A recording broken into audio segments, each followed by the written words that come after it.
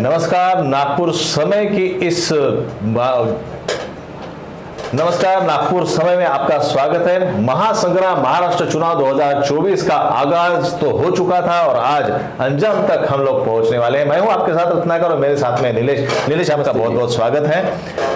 क्या कहेंगे, जिस तरह से जो रुझान आने शुरू हो गए हैं शुरुआती, जैसे हम देखेंगे कि जो पहले बिल्कुल शुरुआती हुई है अभी और बैलेट की वोटिंग जो है समाप्ति पर है और जो झुकाव जो दिख रहा है इस वक्त, झुकाव कुछ जो है महायुति की तरफ दिख रहा है। बहुत से आंकड़े जो है, हालांकि ये बहुत जल्दबाजी होगी, हम किसी भी निर्णय तक पहुंचे। हालांकि अगर आप देखेंगे पूरे महाराष्ट्र के, तो महाराष्ट्र में तो महायुति के कई जगह पर जो है विजयी नगाड़े जो है बजने शुरू हो गए। नीलेश, आप क्या कहेंगे? सिचुएशन यही है कि सबसे पहले तो आप सभी को इस लोकतंत्र के महापर्व की आपको बहुत बहुत शुभकामनाएं, क्योंकि आज फिर एक बार आप अपने मताधिकार का प्रयोग करके आज आप उसका रिजल्ट देख रहे हैं। ये हर किसी के लिए बड़ी बात है। और जहां तक महायुति का सवाल है, तो जिस तरीके से लोकसभा में एक सिनेरियो सेट किया गया था कि राष्ट्र विरोधी चीजें हैं, संविधान बदलने वाले हैं, और वो जो सबसे बड़ा टारगेट था स्पेशली बीजेपी के लिए कि इन चीजों से हमें पार पाना है, इन चीजों से हमें आगे जाना है। और उस वक्त से जो माहौल शुरू हुआ और जिस तरीके से बीजेपी ने प्रचार किया, महायुति ने प्रचार किया महाराष्ट्र में स्पेशली,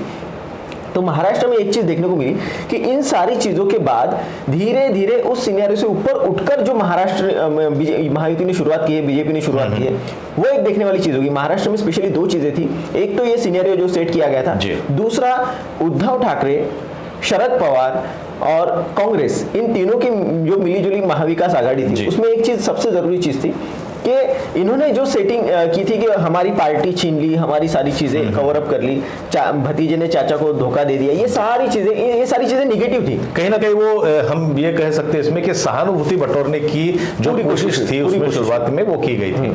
और उसके बाद में ये सारी चीजें जो हुई, अब माहौल ये दिख रहा है कि जनता ने विकास को मत दिया है, जनता ने काम को नवाजा है।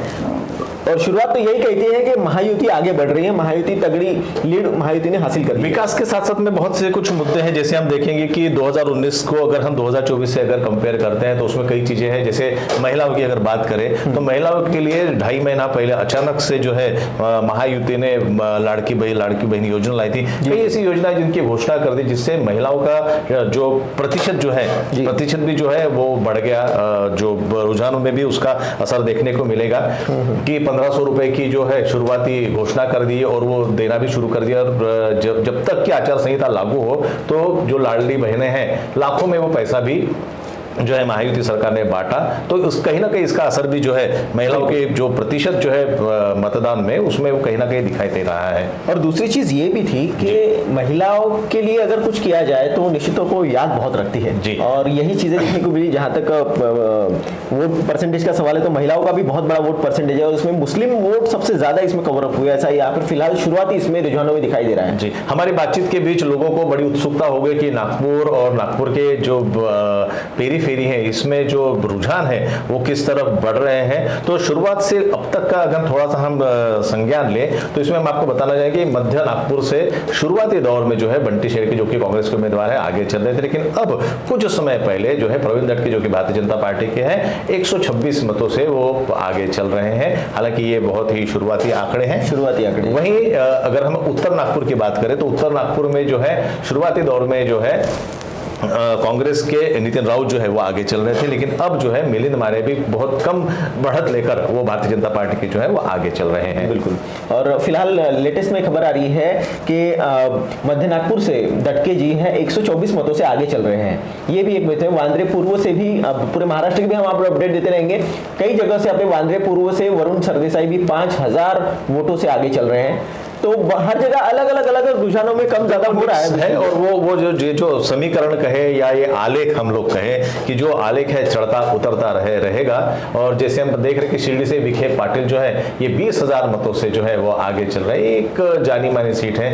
वहीं आयरोली में जो नई मुंबई है गणेश नाइक जो भारतीय जनता पार्टी के वो आगे बढ़ रहे हैं। एक नागपुर की जो प्रतिष्ठा की सीट है भारतीय जनता पार्टी की, उप मुख्यमंत्री देवेंद्र फडणवीस वो जो अपने निकटतम प्रतिद्वंदी प्रफुल्ल गुरुदेव पाटिल से 6,000 से ज्यादा मतों से जो है वो आगे चल रहे हैं। बिल्कुल। और जहां तक प्रचार के दौरान देखा गया कि जिस तरीके से महाविकास आघाड़ी और महायुति का प्रचार था, तो वो किसी भी इसमें कम ज्यादा नहीं था, दोनों जी। कांटे की टक्कर हर एरिया में देखने को मिलेगी। इस तरह का प्रचार था। नागपुर की बात करें तो कृष्णा खोपड़े वर्सेस दुनेश्वर पेठे का सीधा मुकाबला था, लेकिन दुनेश्वर पेठे ने जिस तरह की ताकत दिखाई है वो निश्चित तौर पर एक सोचने वाली बात है। बड़ी खबर आ रही है शिरडी से भी। शिरडी के विखे पाटिल 20,000 वोटों से आगे चल रहे हैं और विखे पाटिल का शिरडी में बड़ा नाम है और निश्चित तौर पर इसका असर भी उनके चुनाव में दिखना है। शायना एनसी शिवसेना की जो पीछे चल रही है, ये बहुत बड़ी खबर है फिलहाल के लिए। शायना एनसी और काटोल से काटोल से भाजपा के प्रत्याशी जो थे वो आगे चल रहे हैं, ये भी एक बड़ी बात है। काटोल में भी बहुत बड़ा पॉलिटिकल प्रोपेगेंडा आपको देखने को मिला होगा। वहां पर बहुत सारी प्रॉब्लम्स हुई। मध्य नागपुर और काटोल ये दो ही चीजें इंडप में सबसे ज्यादा आगे चली। और जहां तक मध्य नागपुर की बात करें, मध्य नागपुर में जितना प्रॉब्लम क्रिएट हुआ शाम के समय, मतलब ये तो जब मतपेटियों के ऊपर में हमला किया गया तो ये जो बहुत सारी कंट्रोवर्सी हुई। और आज सुबह की खबर ये है कि बंटी शेड़के के कुछ अनुयायी हैं, उनको पुलिस ने अरेस्ट भी किया हुआ है और अंतरिम जमानत बंटी शेड़के को भी मिली है। जी जी। तो ये सारी चीजें जो है वो चलती, देखिए बहुत सी कोशिशें करती है प्रशासन, करता है कि सभी चीजें जो है शांतिपूर्ण ढंग से हो। और लोकतंत्र की अगर बात करें, जैसे कि आप कह रहे थे नीलेश, आपने लोकतंत्र की परिभाषा विस्तृत करने की कोशिश की, तो लोकतंत्र का एक सम्मान होना चाहिए जब हम उस चीज को एंटर करें। मतलब हम अगर इस चुनावी प्रक्रिया को मानते हैं तो चाहे विपक्ष हो, चाहे अपक्ष हो, चाहे सत्ताधारी हो, सबने उस लोकतंत्र की जो प्रक्रिया है उसका सम्मान करना चाहिए। प्रशासनिक अधिकारी जो होते हैं या वो कर्मचारी होते हैं, बिल्कुल उनका एक रिस्पेक्ट होना चाहिए, क्योंकि वो भी बेचारे पूरे 1-1.5 महीने से इन सब चीजों के पीछे लगे होते हैं। आपने बात की थी दुनेश्वर पेठे की और पूर्वना जो कृष्णा खोपड़े जी की, तो हम आपको बता दें कि कृष्णा खोपड़े जो है दुनेश्वर पेठे से कई मतों से आगे चल रहे हैं। ये अभी फिलहाल की स्थिति बनी हुई है। वहीं सावनेर की हम बात करें तो सावनेर में भारतीय जनता पार्टी के आशीष देशमुख जो है वो अपने निकटतम प्रतिद्वंदी से आगे चल रहे हैं। लगभग 3,000 से ज्यादा वोटों से वो आगे चल रहे हैं। और जहां तक लातूर की बात करें तो अमित देशमुख जो कि रितेश देशमुख के भाई हैं और पूर्व मुख्यमंत्री के बेटे भी हैं, वो पीछे चल रहे हैं 1033 वोट से। ये उनकी पारंपरिक सीट है जहां से वो हमेशा लड़ते आए हैं और वहां से अमित देशमुख अब पीछे चल रहे हैं। हम आपको ये भी बता दें कि गोंदिया के जो अर्जुनी मोरगांव इलाका है, जहां पर एक प्रतिष्ठित लड़त भी देखी गई थी, वहां पर अर्जुनी मोरगांव जैसी जगह से राजकुमार बड़ोले जो मंत्री भी रहे हैं देवेंद्र फडणवीस की सरकार में, और अब वो उन्होंने राष्ट्रवादी कांग्रेस जो है अजित पवार को ज्वाइन किया था, वो भी अपने निकटतम प्रतिद्वंदी से फिलहाल आगे चल रहे हैं। और एक बड़ी खबर, सबसे जरूरी चीज, नागपुर का हाई वोल्टेज सीट हम उसे कह सकते हैं, उत्तर नागपुर, वहां से जो पिछली बार हार गए थे मिलिंद माने, वो आगे चल रहे हैं, नितिन राउत पीछे चल रहे हैं। ये एक बड़ी खबर है। नितिन राउत जो कि एक महाविकास आघाड़ी में एक बड़ा रसूख रखते हैं, वो फिलहाल पीछे चल रहे हैं और वह उनके निकटतम प्रतिद्वंदी जो है वो आगे चल रहे हैं भारतीय जनता पार्टी के। और निश्चित तौर पर आगे ये चीजें अब बदलती रहेगी, जैसे जैसे वक्त बदलेगा अलग अलग एरियाज की ईवीएम खुलने शुरू हो जाएंगी, तो उसके बाद में पता चलता रहेगा कि एग्जैक्टली कौन आगे है।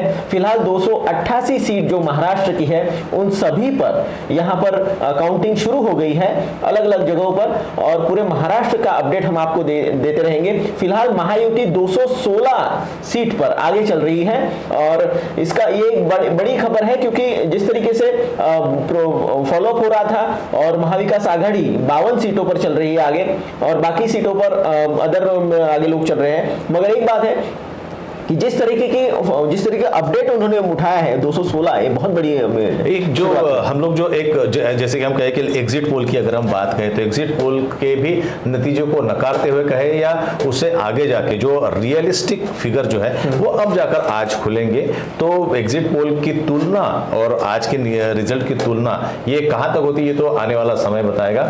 लेकिन हम एक आकलन अगर करें, चाहे हम नागपुर की बात करें, अभी न्यूज आ रही है कि देवेंद्र फडणवीस जो भारतीय जनता पार्टी के ये 10,000 से ज्यादा मतों से जो है प्रफुल्ल गुरुदेव पाटिल से आगे चल रहे हैं। नागपुर दक्षिण पश्चिम की हम बात कर रहे हैं, ये प्रतिष्ठित सीट है जो हमारे देवेंद्र फडणवीस जो है भारतीय जनता पार्टी के जो महाराष्ट्र के उप मुख्यमंत्री भी, इनकी भी एक प्रतिष्ठा थी और कई अटकलें लगाई जा रही थी कि अगर भारतीय जनता पार्टी को धक्का लगता है या देवेंद्र फडणवीस की सीट को भी धक्का लगता है तो उनका भविष्य क्या होगा। कई बार ये भी बातें आई थी कि देवेंद्र फडणवीस को केंद्र में ले जाया जा सकता है, कुछ समय बाद ही भारतीय जनता पार्टी के जो है वो नेतृत्व जो है शीर्ष नेतृत्व वो बदलने की संभावना है, तो उसके लिए भी कहीं ना कहीं देवेंद्र फडणवीस का नाम जो है आगे आ रहा है। और साथ ही साथ ये भी था उसमें कि बीच में ये भी खबर उठी थी कि देवेंद्र फडणवीस शायद नागपुर से चुनाव न लड़े, वो मुंबई से चुनाव लड़े। इस पर उन्हें खुद डिक्लेरेशन देना पड़ा था कि मैं नागपुर से ही चुनाव लड़ूंगा, नागपुर मेरा घर है और मुंबई या अदर्स जगह से मैं चुनाव नहीं लड़ूंगा।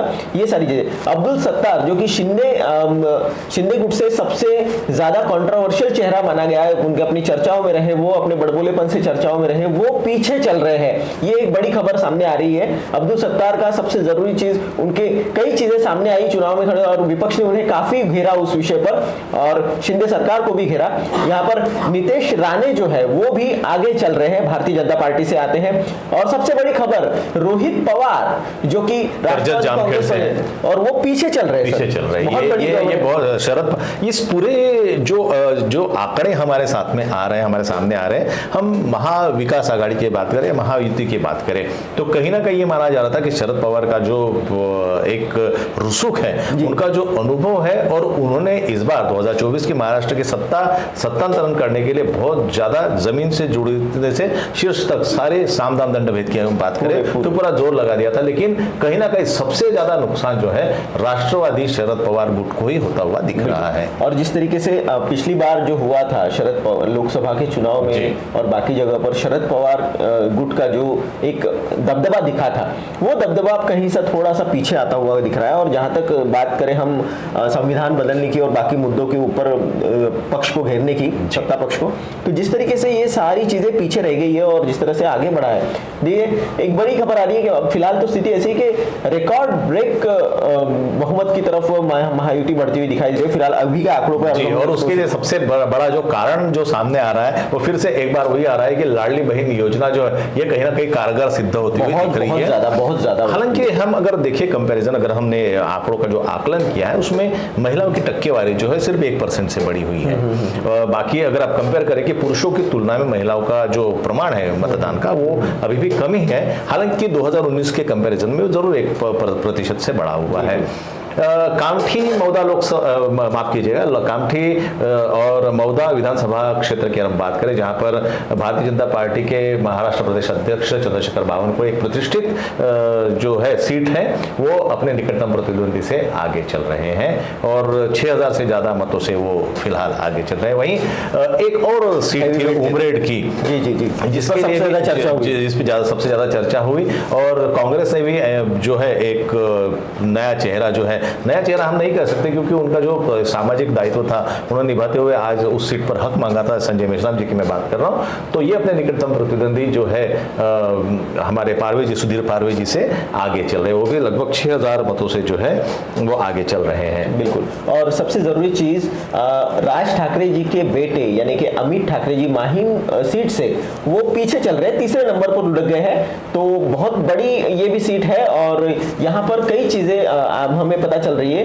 कि चौथी फेरी के बाद यानी 4th स्टेज के बाद माहिम में अमित ठाकरे तीसरे नंबर पर चले गए हैं, जो कि बहुत बड़ी शॉकिंग न्यूज है मनसे के लिए मेरे हिसाब से।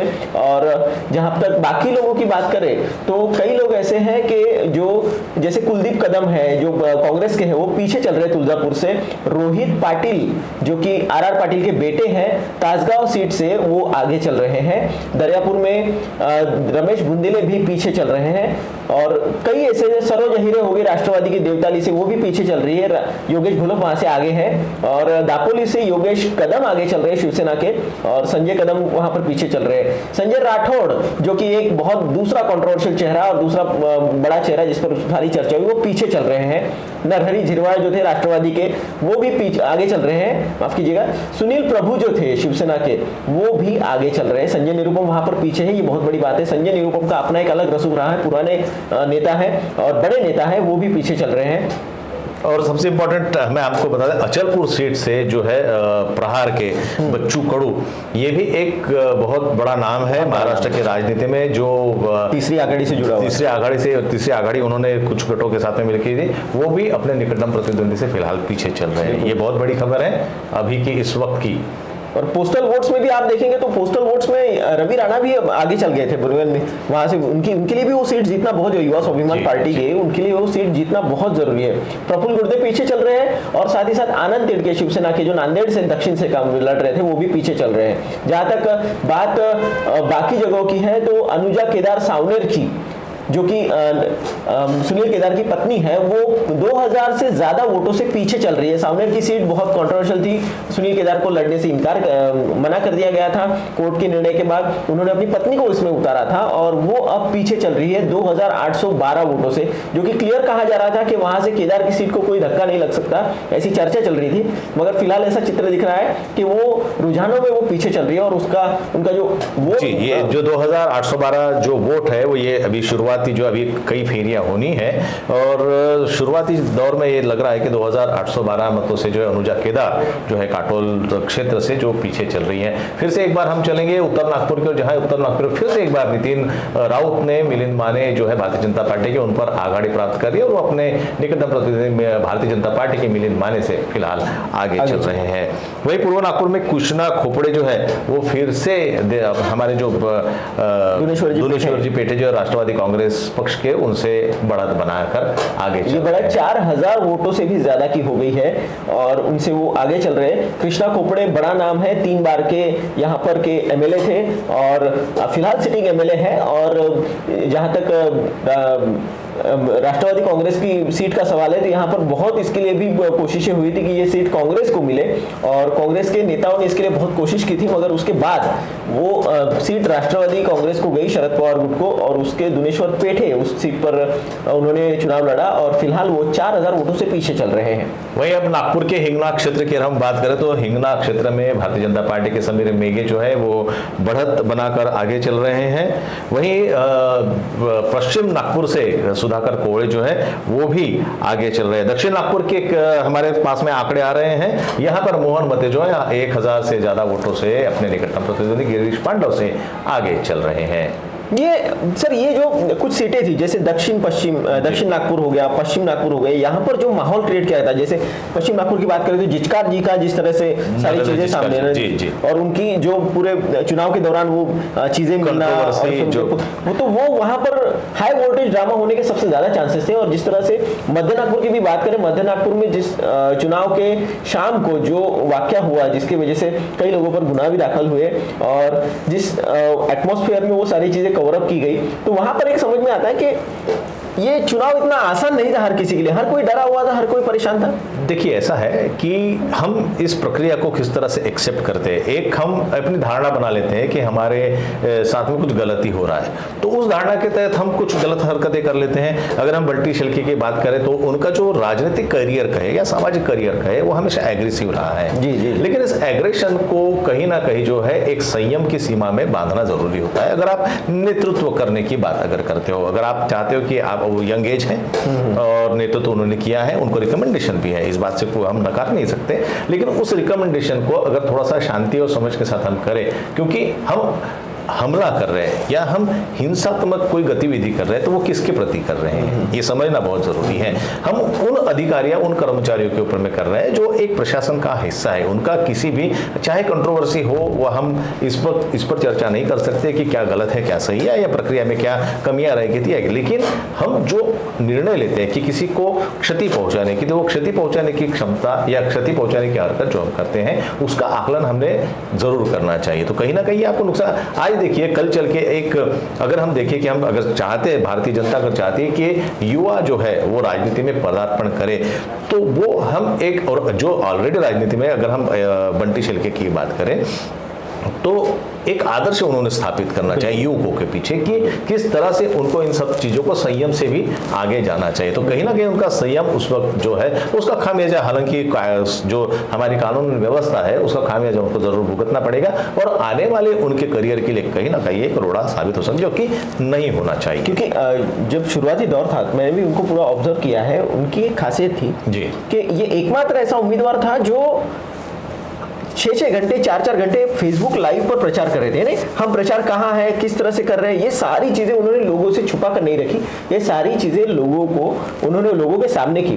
तो एक अलग एटमॉस्फेयर क्रिएट होता है। जहाँ तक बात वहां पर मध्य नागपुर के भाजपा और कांग्रेस के महायुति और महाविकास आघाड़ी के उम्मीदवार की बात करें तो दोनों युवा है, दोनों के पीछे अच्छा खासा युवाओं का एक जमघट रहता है, उनके कार्यकर्ता सारे युवा है। और ये खास बात बोलनी पड़ेगी स्पेशली महल के लिए, क्योंकि दोनों महल से आते हैं। जी। महल में जितने भी लोग हैं वहां पर युवाओं का सक्रिय सहभाग रहता है पॉलिटिक्स में, और अपने नेता के पीछे वो सक्षमता से खड़े रहते हैं, मिलाकर खड़े रहते हैं। जिस तरीके से वो एटमॉस्फेयर, लेकिन उसका जो लास्ट में अप्रोच हुआ, जो कोतवाली पुलिस स्टेशन के सामने दोनों आमने सामने आ गए, और जिस तरह से वो जो प्रॉब्लम्स क्रिएट हुई, फिर पुलिस को उसमें हस्तक्षेप करना पड़ा और पुलिस ने सारी चीजें कवर अप की, वो थोड़ा सा कहीं ना कहीं युवाओं को राजनीति से दूर ले जाने वाली बात होगी। क्योंकि हमारा लोकतंत्र जो है ये एक उत्सव है, लोकतंत्र में चुनाव एक उत्सव के रूप में माना जाता है, और यहाँ पर हम जो कुछ भी करते हैं हमें लोग देखते हैं। हम दुनिया की सबसे बड़ा लोकतांत्रिक देश हमें कहा जाता है, और यहाँ पर चुनाव होना, यहाँ पर एक आम आदमी की ताकत वहां पर दिखना अपने उसके वोट के जरिए, और उसमें ये सारी चीजें होना थोड़ा सा माइनस लगता है। हर किसी के लिए मन में ये सारी चीजें जरूर आई होंगी। जब हम उत्सव की बात करते हैं तो सभी लोगों की भावनाएं इससे जुड़ी हुई होती है। आज वो लोग, एक हम 2 कैटेगरी में अगर डिवाइडेड करें, वो लोग जो अपने घर से निकले और 20 तारीख को उन्होंने मतदान किया, और वो लोग जो घर से बाहर नहीं निकले और उन्होंने मतदान नहीं किया। अब उसमें भी 2 गुट पड़ते हैं। एक जिनकी कुछ अपनी मजबूरियां थी, उस मजबूरी के वश वो वहां तक नहीं पहुंच पाए। कुछ ऐसे भी लोग थे जो वहां तक गए, लेकिन टेक्निकल कारणों की वजह से कई लोगों का नाम उसमें नहीं था, जिस वजह से वो अपने मताधिकार का उपयोग नहीं कर पाए। और कुछ लोग ऐसे हैं जिन्होंने सोचा कि नहीं, मेरे एक वोट देने से कोई फर्क नहीं पड़ता, तो आज उसका नतीजा उनके सामने होगा कि शायद, और कहीं ना कहीं इस बात का उन्हें पश्चाताप भी हो सकता है कि काश मैं चला गया होता या चली गई होती और मैंने वोट दिया होता, तो मैं जो चाहता था या चाहती थी वो आज यहाँ पर सक्षम हुआ होता। और निश्चित तौर पर इन सारी चीज़ों के साथ साथ ये बात भी हम आपको कहेंगे कि हमने नागपुर समय न्यूज़ ने इससे पहले भी एक आह्वान किया था चुनाव के दिन भी, कि आप चाहे जिस पार्टी को वोट करें, लेकिन वोट जरूर करें।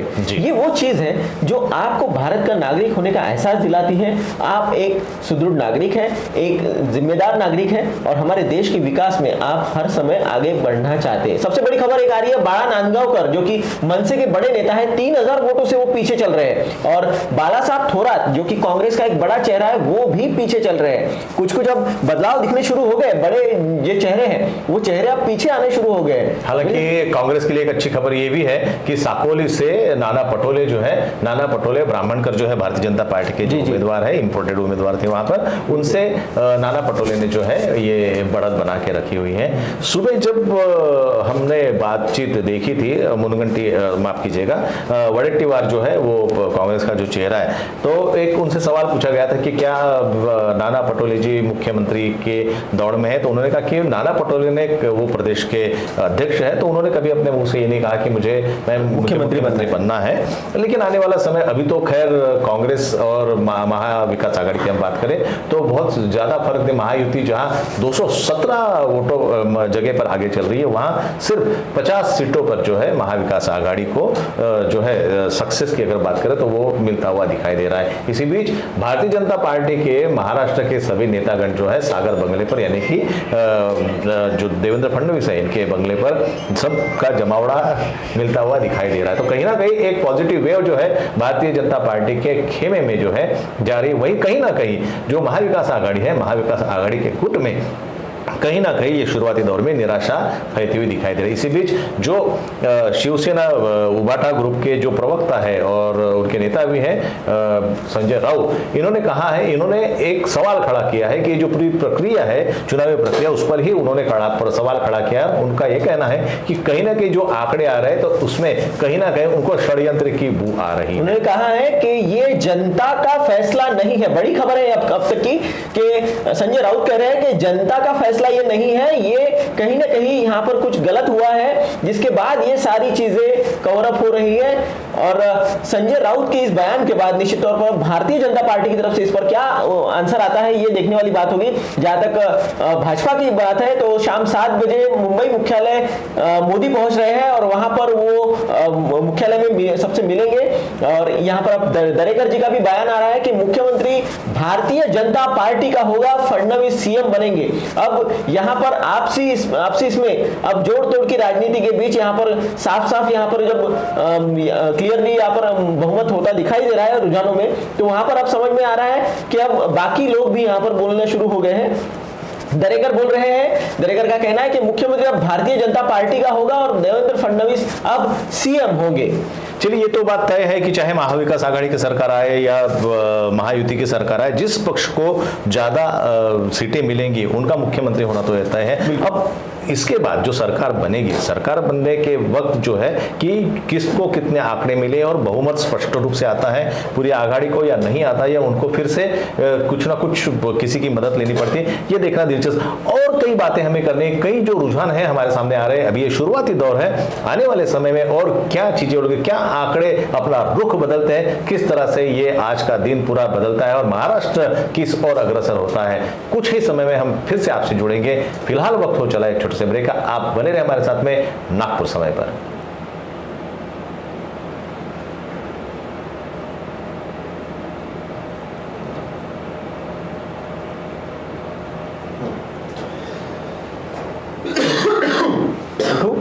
हाँ।